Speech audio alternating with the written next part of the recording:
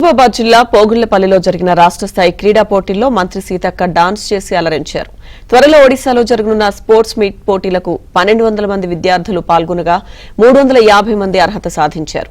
చివరి రోజు ముగింపు కార్యక్రమానికి మంత్రి సీతక్క ముఖ్య అతిథిగా హాజరై గెలుపొందిన విద్యార్థులకు బహుమతులు ప్రదానం చేశారు.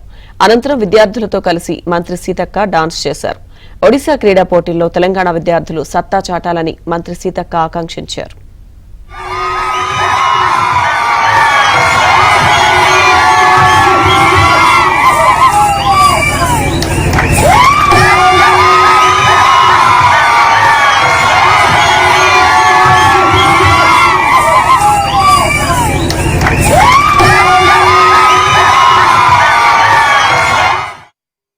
ట్రైబల్ వెల్ఫేర్ డిపార్ట్మెంట్ వారి ఆధ్వర్యంలో మహబూబాబాద్ జిల్లా ములుగు నియోజకవర్గం పాకాల కొత్తగూడలో రాష్ట్ర వ్యాప్తంగా ఉన్నటువంటి ఈఎంఆర్ఎస్ స్కూల్స్ నుంచి 1200 మంది స్టూడెంట్స్ని ఎంపిక చేసి ప్లేయర్స్గా మరి 11th నుంచి ఈరోజు వరకు ఇక్కడ గేమ్స్ నిర్వహించడం జరిగింది.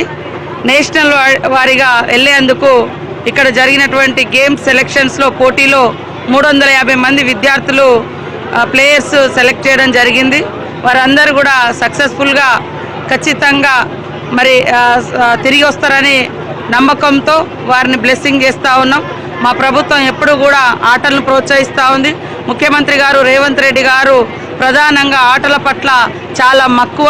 వారు గెలిచిన మా గవర్నమెంట్ వచ్చిన వెంటనే గచ్చిబౌలిలో ఉన్నటువంటి స్టేడియాన్ని కూడా అద్భుతంగా ఆధునీకరించి ఎప్పటికప్పుడు క్రీడలు నిర్వహించే విధమైనటువంటి ప్లేస్ను కూడా తయారు చేయడం జరిగింది.